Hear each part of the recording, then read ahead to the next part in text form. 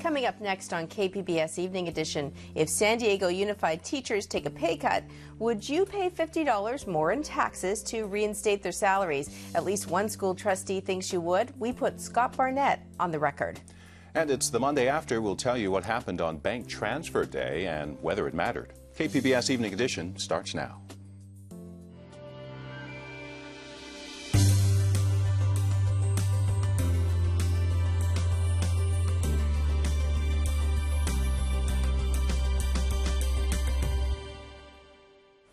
Hello, thanks for joining us. I'm Joanne Farian. And I'm Dwayne Brown. State college students and faculty members are protesting this week over money troubles.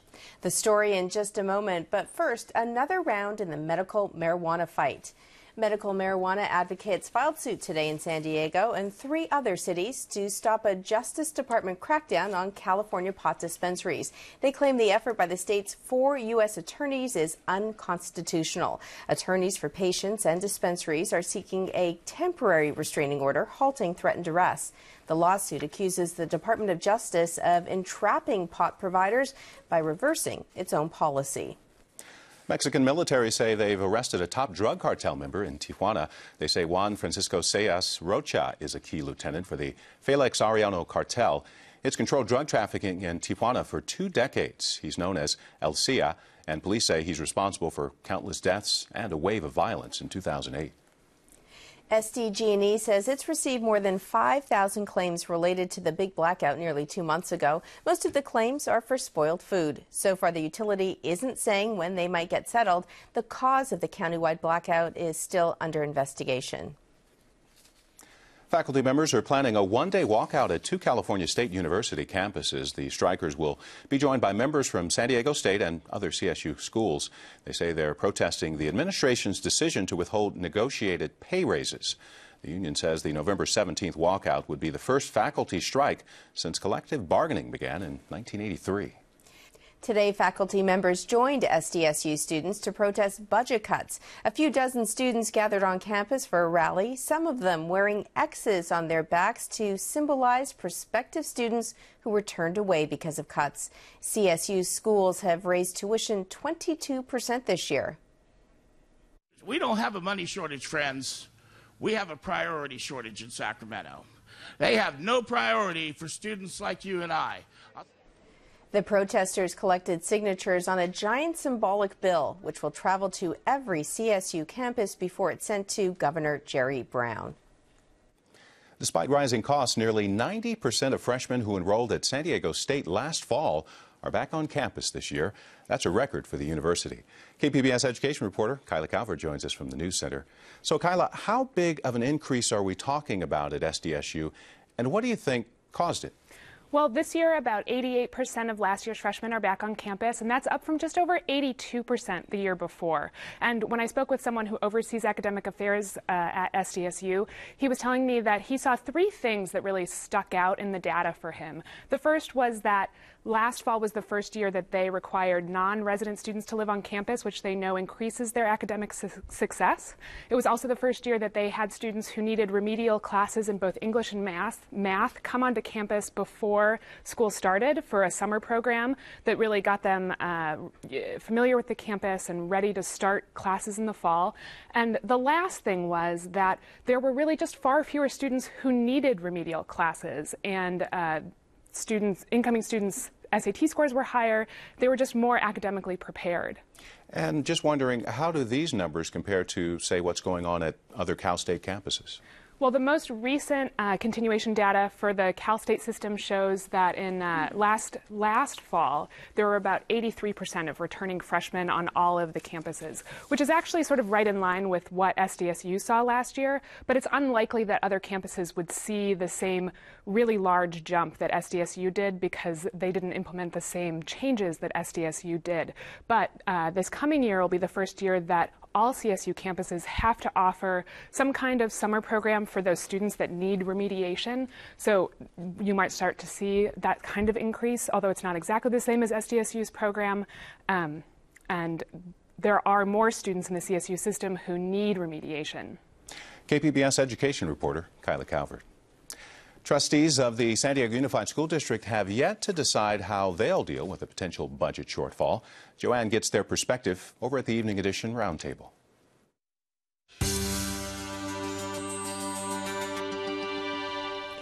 They threatened to close schools, sounded the alarm over possible insolvency, and have had their credit rating downgraded by two separate agencies. San Diego Unified School Board trustees are dealing with a financial mess. Their budget deficit could run as high as $100 million. And to complicate matters, the board can't agree on how to fix the problem. We have two guests today, both school board trustees. First, school trustee Scott Barnett. Thank you, trustee, for being here. So you do have a plan in terms of trying to address this budget deficit. You haven't officially presented it to the board, but I know it's been out there in the public. You asked teachers to take pay cuts and voters to support a tax increase. Tell us more about the plan. Sure.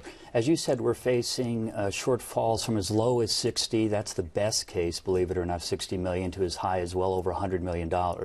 My plan, as proposed, would generate about $92 million in savings through pay cuts, through putting off proposed pay raises, and also savings by encouraging all of the district employees to purchase a certain type of health care, and that would save us $12 million. On the other side of the plan, it would encourage that the school days go back to 180. We're down to 175 million. And at the end of this, next November, the goal would be to have a partial tax increase to basically make up for the pay cut that employees would get. Let's begin with the pay cut. Sure. I think it was a 10% cut across the board. Now, the teachers are represented by a union. Mm-hmm. You've already agreed to these pay increases. Why would they decide to give them up? Well, first of all, just to be the 10% across the board cut is the average. Employees at the higher level, maybe over 100 or 150,000, would have a higher percentage, and it would scale down as you go lower to our lowest paid employees would have no pay cut at all, so they wouldn't be impacted. But to answer your question, when that agreement was negotiated some 3 years ago by the previous school board, there was hope that the state economy would turn around. And not only did it not turn around, it got worse. And the bottom line is the teachers union and other employees unions saw that we had to lay off hundreds and hundreds of employees this current year. And if we don't have some level of concessions, if there's not new revenue, the only option then is laying off hundreds and hundreds of more employees. We took a look at teacher salaries in California and across the country. The Sacramento Bee compiled a database of all teacher salaries using data from the California Department of Education. So we want to show the people at home the average teacher salary in California is $67,932. The average salary for teachers at San Diego Unified, it's less, about $64,000. And when you compare across the country, let's have a look now at the second slide. California teachers are third highest paid across the country. New York at $71,600. You go down to California at just over $68,000. Do you think, Trustee Barnett, that the teachers are overpaid in San Diego? Absolutely not. No, I would like to see, I believe all our employees should be paid more. To be honest, I think teachers should be paid more. It's not a matter of what I want, it's a matter of what we can afford. And I'm hoping if we can stabilize our finances, have more control over local revenues, then we can have a realistic pay increase that we know that if we promise it, we can pay it. And that's my goal. This, unfortunately, 92% of our budget are people. Salary and health benefits, and that's where the dollars are. Let's quickly address the parcel tax, though. Sure. A similar parcel tax was on the ballot last year. You need 2/3 majority. It didn't pass. Are you setting this up to fail? I mean, if you know that it didn't pass last year, what makes you think it would pass this year and the teachers end up having their cut not reinstated? Well, two things. Every election's different. I've been involved in politics my entire life. Number two, the public was not fully cognizant of how bad the financial situation is of this district related to state cuts. We've actually cut employees this year. And there was a belief by the public that, in fact, that parcel tax would pay for a pay increase, which was negotiated. I believe most people, like me, don't believe teachers are paid too much and that they should not take a salary cut. But the reality is we have no other way to balance the budget. So I believe voters will look very positively on the parcel tax, which would make up the pay cut. We'll have to leave it there for now. Trustee Barnett, thanks for being here. Thank you. The union representing teachers issued this statement last week after Trustee Barnett released his plan. Rather than work with the members of San Diego's educational community to create a realistic long-term fiscal plan, Barnett has instead chosen to work on his rhetoric, suggesting publicly that San Diego's teachers will agree to renegotiate our closed contract if we have a gun to our heads. Well, joining me now is School Board President Richard Barrera. Thanks for being here. Thanks, Joanne. Absolutely. So what do you think of this plan? Cut across the board, salary cut, and a parcel tax? Well, I think neither is realistic, but I think the sentiment of that statement from the teachers, I would agree with. I think that we're going into our 5th year of the worst budget cuts in the history of California public schools, and that includes in San Diego. And at the same time, we've seen the highest achievement scores in the history of our schools. So the answer is not, to keep turning on each other, to say, well, the way that we solve the budget crisis is to take more and more money out of the pockets of the people who are producing those higher achievement scores, who are working with our kids every day. The answer is we need to come together as a community and demand more revenue from the state of California. If you look at the state budget since 2008, when we went into this recession, public schools have lost about 15% since 2008. Every other piece of the state budget combined has actually increased by 8%.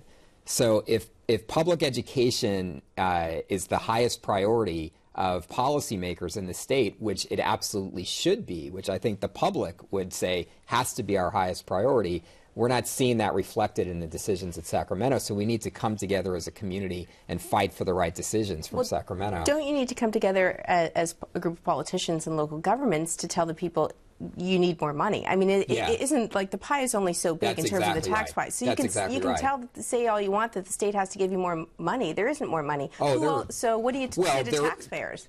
Well, there is more money. The state has made choices with the limited amount of money, and the choice has been to cut public schools and while everything else has actually gone up. But there's also choices about increasing revenues. We see the people at the highest levels of the economic scales who have seen their profits and their wealth increase over the last few years. We need to get some sacrifice from those folks if we're going to rebuild a great public education system in California and in San Diego. Great. Trustee Barrera, thanks for being here. Thanks, Joanne. Absolutely. Saturday was supposed to be the day when folks took their money out of their banks. So what happened? We'll take a look in a moment. And finding affordable housing in San Diego is tough enough, but for military veterans, the problem is even more severe. A look at a new state program to help. Coming up on KPBS Evening Edition.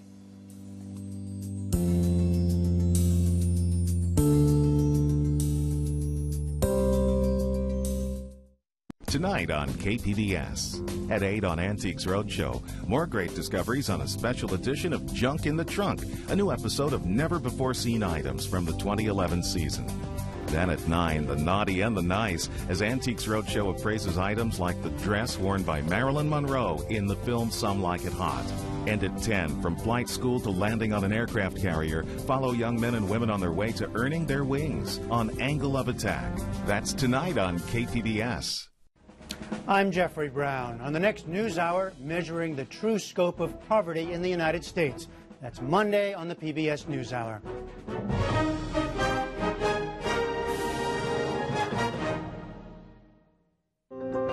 The American people have named PBS the most trusted source of news and public affairs for the 8th year in a row. Trust. The American people have spoken. Thank you. KPBS Evening Edition is made possible by Joan and Irwin Jacobs and by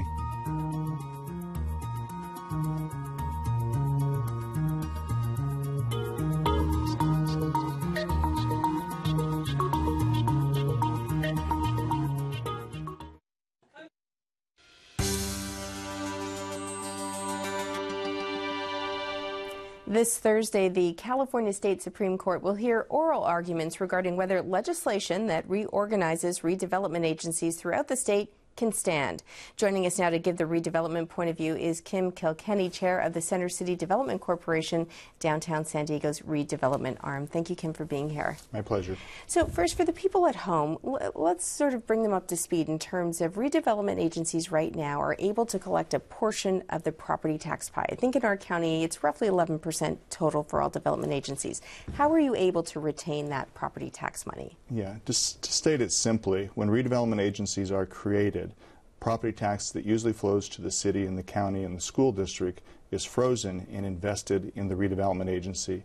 And then as property tax grows thereafter, that money continues to be reinvested in the redevelopment agency. And that's what we often hear being called the tax increment. That's called tax increment financing, yes. So now when Governor Jerry Brown took office, he did a couple of things with redevelopment agencies. First, he wanted to get rid of them. Exactly. So what happened with that? Well, he came very close. It took a 2/3 vote at the legislature, and he was a vote shy in one house, and that was defeated. But there was a second bill that was passed, and now how has that affected redevelopment? Yeah. When the state adopted the budget, they also adopted two bills along with the budget, AB 26 and AB 27. AB 26 eliminated redevelopment agencies. AB 27 allowed redevelopment agencies to continue if they made a payment to the state of California, which statewide is supposed to total about $1.7 billion. Money that gets diverted into local schools. Then that money is supposed to go to school districts, yes. So what are redevelopment agencies saying now? What action are you taking saying, obviously you don't want this money to be diverted away? What are you saying to the courts? The League of California Cities sued the state of California trying to overturn the legislation. Their rationale is a year ago, about today, the voters enacted Prop 22, which expressly prohibited the state from diverting redevelopment money to the state of California or to any other state agency. And the Supreme Court is supposed to hear that, was going to hear that case momentarily, and then they're supposed to decide by mid-January. So earlier in the show, we had school board trustees on. You've heard the news, San Diego Unified saying we're close to insolvency. Property tax pie is only so big. Yes. Prop 13 has made it only so big. Yes. How do you tell people at home that that they should be investing this money into redevelopment as opposed to investing more of it into schools? What a lot of people don't realize is redevelopment agencies, when properly implemented, grow the tax pie. Because you're investing in local infrastructure. In downtown San Diego over the last 20 years, that's attracted $12.7 billion of investment in downtown San Diego, which grows the tax pie for everybody, for the city of San Diego, for the school districts, and for the county. So it's a matter of investing in local infrastructure to create jobs and to grow the tax pie, and we've done that very successfully. How much money does the CDC stand to lose or is losing right now under this current law? If the law is upheld, we will lose $47 million. We have to pay a one-time payment to the state of $47 million and then pay about $11 or $12 million every year thereafter. And what percent is that roughly of your total operating budget? Our total tax increment revenue is approximately $120 million, so we'd be losing roughly 10% on an ongoing basis, and we're losing roughly 40% this year. So the court will hear arguments on Thursday. Yes. When do you expect actually some kind of resolution to all of this? Well, the state says they're going to decide it by mid-January. They have to, because redevelopment agencies don't know what the rules are, and the state doesn't know what its revenues are, and therefore school districts don't know what their revenues are. So it's important that it be decided quickly. They could decide any time after they hear the case, between now and mid-January. Kim Kilkenny, thanks for being here. My pleasure. A new comprehensive program to address homelessness among California veterans kicked off in San Diego today. Part of its mission is to find land for veteran housing and make money available to develop it. The Veterans Village is San Diego's leading service provider for homeless military vets, but it provides only transitional housing for about 2,000 people. San Diego actually has the largest homeless vet population in the state. The good news is we also have access to a large number of services to assist them. A lot of veterans don't really know or understand the benefits that they have for serving their country. Our job is to reach out to them, to enroll them, and to file claims for them with the federal government so they get benefits. Now, if those veterans have some type of dependency or some type of need for medical or mental assistance, they're referred to a program such as Veteran Village. If they have an issue with TBI or PTSD or drug dependency, then there are treatment programs. And once they are enrolled in those treatment programs and get well in those programs, we can then transition them into veteran housing. Whether you're a civilian or in the military, the high cost of housing in San Diego County is a major factor. The primary reason behind today's collaboration is there is no affordable housing project for military vets in all of San Diego County. This former Marine says with the wars winding down, the need for housing will certainly grow. You know, CalVet in implementing something that is going to be overarching and comprehensive for all, you know, the different types of veterans, not just combat veterans, but homeless veterans, women veterans, you know, veterans with children, is very important because it represents something that's not a one-size-fits-all model. CalVet is working with the State Department of Housing and Community Development. The objective is to find state-owned property to develop affordable housing for military vets. You may recall just a few days ago, Occupy San Diego protesters were urging folks to dump their banks in favor of credit unions. So what happened? Joanne and her guests are talking about it over at the Evening Edition Roundtable.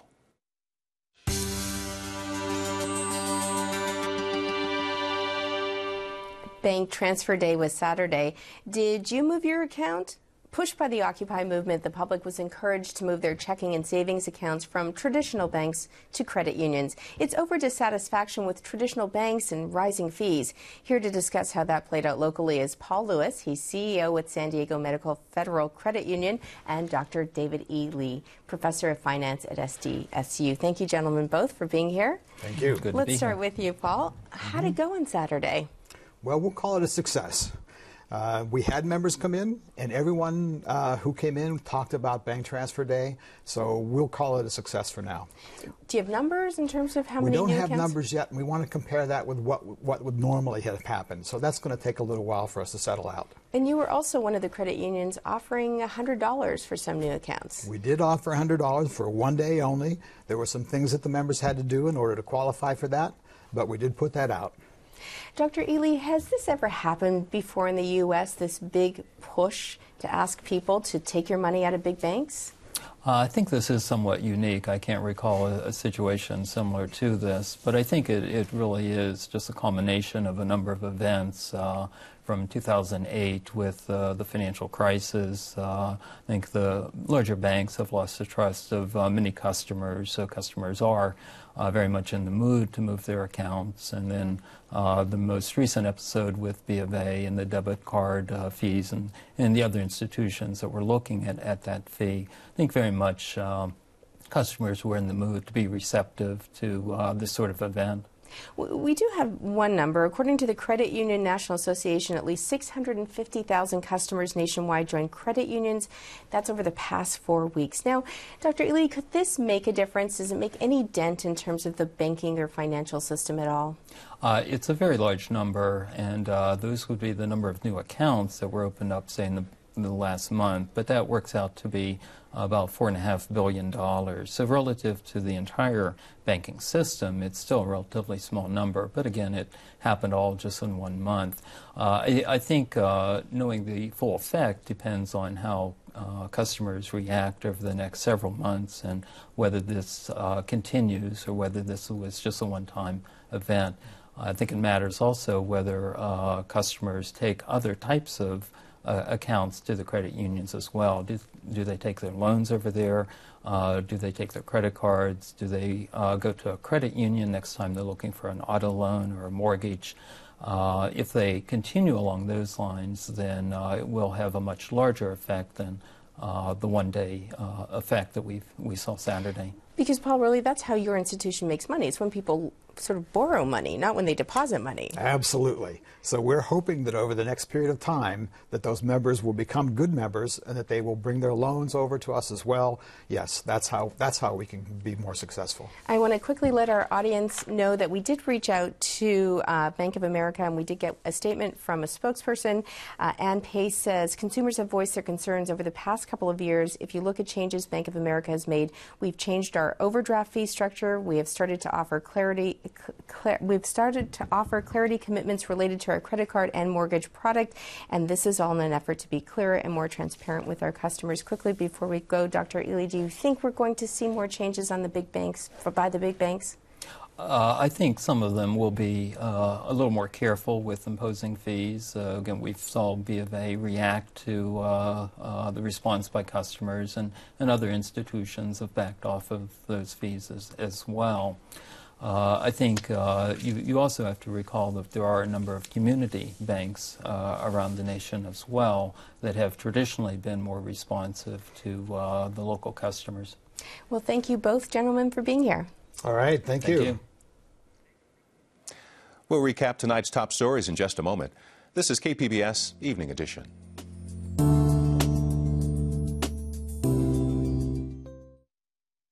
What if the distinction between past, present, and future was just an illusion?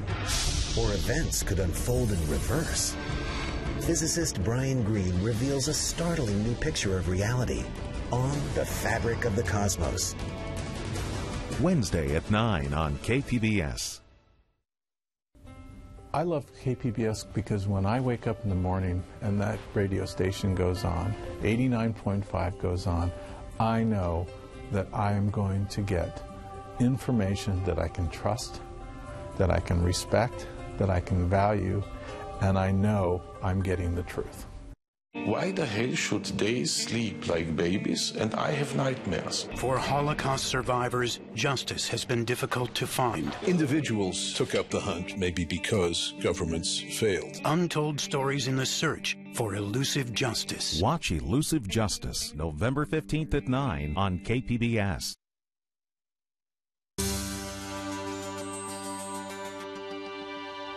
Welcome back to the Public Square on KPBS Evening Edition.